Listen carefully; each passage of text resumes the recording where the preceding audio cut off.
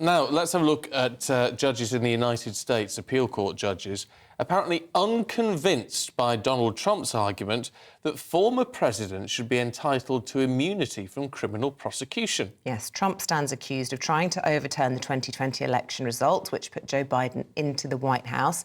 He gave a press conference yesterday. This is him speaking after a court appearance. Let's take a listen.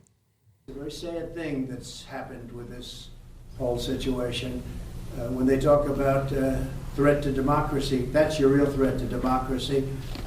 And I feel that as a president, you have to have immunity, very simple. And if you don't, as an example, if this case were lost on immunity and I did nothing wrong, absolutely nothing wrong, I'm working for the country. So you can't have a president without immunity. You have to have, as a president, you have to be able to do your job. Let's talk to Chair of Republicans Overseas, Greg Swenson.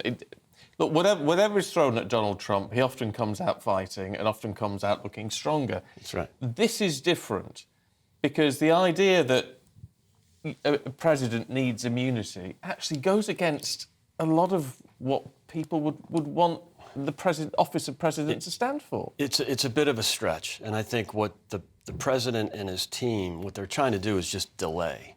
So they'll throw anything at the court in hopes that it just gets tied up for 6 weeks and that gives him more time.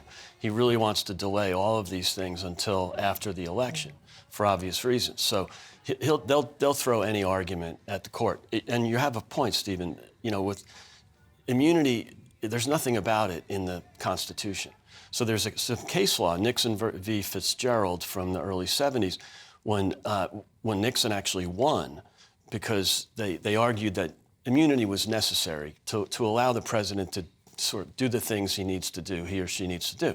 But, you know, that's in a civil context, first of all. And secondly, there's nothing about it in the Constitution. The current Supreme Court, which is very conservative by nature, they're constitutionalists. Yeah. And they will look at this and say, there's nothing in the Constitution about it. Let the legislature decide. Let the Congress decide. That's not our job. We don't legislate from the bench. So, interestingly enough, even though Trump has 3 appointees on the Supreme Court, this is a court that I think will side with the prosecution. Yeah, it's interesting you use the phrase he'll throw anything, any legal argument. I mean, his lawyers actually admitted yesterday that under this argument, a president would be able to assassinate their political opponents, and that would be legal. Yes, I mean, that was such a curveball, and I think the judges aren't really listening. They're not going to tolerate this, and again, it's just a delay tactic.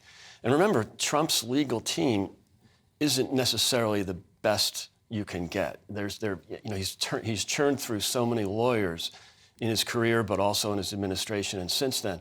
And so, I mean, they might be good lawyers, generally speaking, but he doesn't necessarily have the best team. Is that because if they don't give him the advice he wants, he gets rid of them? Yes, and there's a big loyalty factor with Trump, and, you know, he's just churned through them, and a lot of his lawyers got into some trouble for...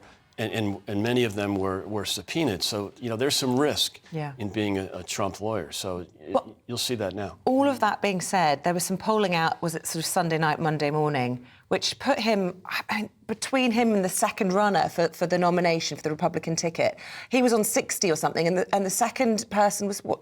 20, yeah. 20 or lower. Yeah, I mean, he is so far ahead in the polls. Because we could be in a realistic position where he gets the nomination, could even be president, but behind bars. In theory. More likely is that he'll pardon himself, or at the very least, the Justice Department under Trump will stop all of these cases. But they might come before the election. That's true, and again, that goes to the delay tactic. These indictments and criminal cases are helping Trump, and I would argue that the left and the media that's behind the left in the U.S. wants Trump to be the candidate. That's clear. Otherwise, they wouldn't continue with the indictments. So it's bumping up Trump. It's really helping him with the nomination. There's no doubt about that. Well, just a final thought. Yeah. As spokesperson for Republican Overseas, would you like to see Trump back in the White House or not? Personally, no. I'm supporting Ron DeSantis. I think he'd be a much better president. He's much more disciplined. He's more conservative, frankly. So from a conservative perspective, you want DeSantis. from maybe an electoral perspective, reaching a broader audience, you might want to argue for Nikki Haley. I think, Trump was served a great purpose in 2016. Now is not the right time for him. So, look, I would argue for Ron DeSantis, and I'll continue to argue for DeSantis, even though it seems to be a bit of a challenge right now. We'll see what happens Monday in Iowa. Ron DeSanctimonious, as Trump calls him. Of course he does. But he has said, Ron DeSantis has said he would pardon Trump if he gets into the White House, which could leave the door open for Trump to come back in the future. That's in theory, yes. And again, you can believe that Ron DeSantis would be a better president, but at the same time argue that the weaponization of the justice system is not good. And by going after Trump, they're only helping him in the nomination process.